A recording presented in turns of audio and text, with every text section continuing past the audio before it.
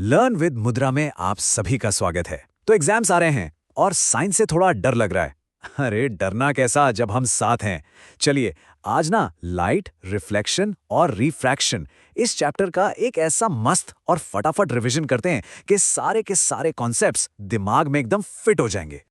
तो चलिए सबसे पहले एक बहुत ही बेसिक सवाल से शुरू करते हैं।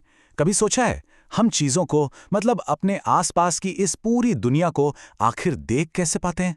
सवाल सुनने में बड़ा सिंपल लगता है ना? पर इसका जवाब बहुत दिलचस्प है और सच कहूं तो यही हमारे आज के टॉपिक का दिल है। इसका जवाब है लाइट यानी प्रकाश। सोचकर देखिए, प्रकाश ही वो जादू है जिसकी वजह से हम ये दुनिया देख पाते हैं। और सबसे कमाल की बात पता है क्या है? ये जादूगर, ये लाइट खुद इनविजिबल है, अदृश्य। मतलब ये एनर्जी का एक ऐसा फॉर्म है जो खुद तो नहीं दिखता, पर उसी की वजह से हमें बाकी सब कुछ दिखाई देता है ना कमाल की बात? अच्छा, तो इस लाइट के पास ना कुछ सुपर पावर्स भी हैं। पहला, इसकी स्पीड। जरा सोचिए, 3 × 10⁸ मीटर प्रति सेकंड वैक्यूम में ये इतनी ज्यादा रफ्तार है कि आप बस पलक झपकाएंगे और लाइट दुनिया के कई चक्कर लगा चुकी होगी। कमाल है। दूसरा सुपर पावर, ये हमेशा एक सीधी लाइन में चलती है। और सबसे जरूरी बात, जो हमारे आज के टॉपिक का हीरो है, वो ये है कि हम चीजों को देख ही तब पाते हैं जब लाइट उनसे टकराकर बाउंस होकर हमारी आंखों तक पहुंचती है। और लाइट के इसी टकराकर वापस आने को ही हम कहते हैं रिफ्लेक्शन यानी परावर्तन। तो चलिए अब इस रिफ्लेक्शन के कुछ नियम कानून भी समझ लेते हैं। ये बहुत ही सिंपल और पक्के नियम हैं जो बताते हैं कि लाइट किसी भी चीज से टकराकर बाउंस कैसे करती है। पहला नियम तो एकदम सीधा साधा है। जिस एंगल पर लाइट आएगी ठीक उसी एंगल पर वापस जाएगी। बस मतलब एंगल ऑफ इंसिडेंस, जिसे हम आई कहते हैं, हमेशा, और मेरा मतलब है हमेशा, एंगल ऑफ रिफ्लेक्शन यानी आर के बराबर होगा। I = R, simple. ठीक है। अब दूसरा नियम ये कहता है कि आने वाली किरण मतलब इंसिडेंट रे, टकरा के जाने वाली किरण मतलब रिफ्लेक्टेड रे, और नॉर्मल, ये तीनों एक ही प्लेन पर होते हैं। अच्छा, अब ये नॉर्मल क्या भला है? कुछ नहीं, बस जिस जगह पर लाइट टकरा रही है ना, उस सतह पर एक 90 डिग्री की सीधी लाइन खींच दो, बस वही है नॉर्मल। तो ये तीनों चीजें हमेशा एक ही सतह पर होंगी, जैसे एक कागज पर। ओके, तो अभी तक तो हम बात कर रहे थे फ्लैट सरफेस की, समतल दर्पण की। पर क्या हो अगर मिरर सीधा ना होके गोल हो, घुमावदार हो? बस यहीं से कहानी में एंट्री होती है स्फेरिकल मिरर्स की, यानी गोलीय दर्पण की। अब ये होते हैं दो टाइप के। पहला है कॉनकेव मिरर यानी अवतल दर्पण। इसको याद रखने का सबसे अच्छा तरीका है केव मतलब गुफा। इसकी सतह अंदर की तरफ धसी हुई होती है, एक गुफा की तरह। और ये क्या करता है? ये सारी लाइट को एक जगह पर इकट्ठा कर देता है, कन्वर्ज कर देता है। दूसरा है कॉन्वेक्स मिरर यानी उत्तल दर्पण। इसकी सतह बाहर की ओर उभरी हुई होती है और ये लाइट को फैला देता है, डाइवर्ज कर देता है। गाड़ियों के साइड मिरर देखें, वो यहीं होते हैं ताकि ज्यादा बड़ा व्यू दिखे।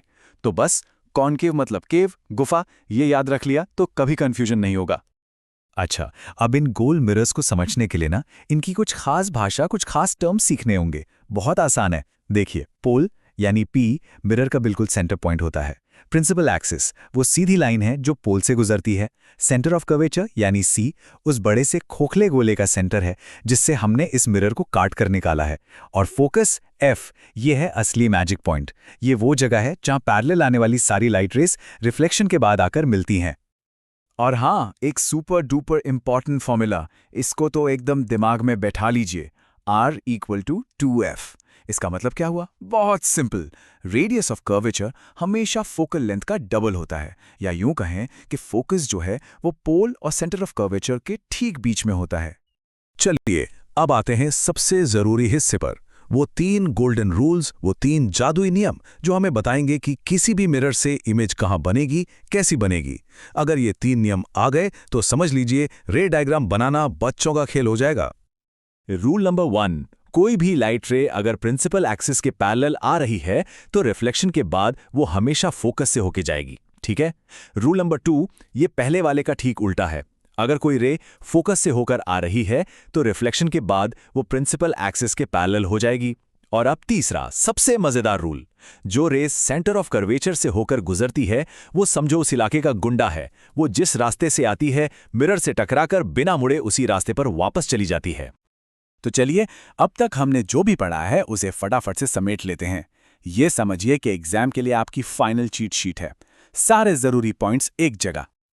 तो क्या क्या याद रखना है? पहली बात, लाइट एनर्जी है जो सीधी लाइन में चलती है।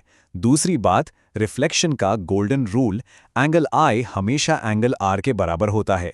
तीसरी, कॉनकेव मिरर मतलब गुफा जो लाइट को कन्वर्ज करता है, और कॉन्वेक्स मिरर लाइट को डाइवर्ज यानी फैलाता है।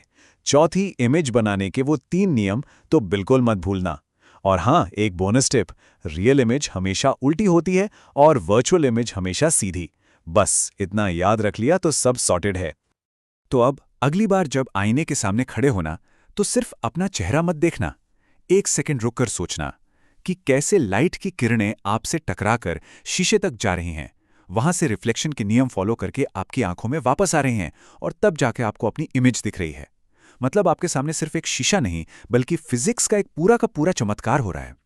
ये चीजों को देखने का एक बिल्कुल नया नजरिया है ना? तो ये था लाइट और रिफ्लेक्शन पर हमारा फटाफट रिवीजन।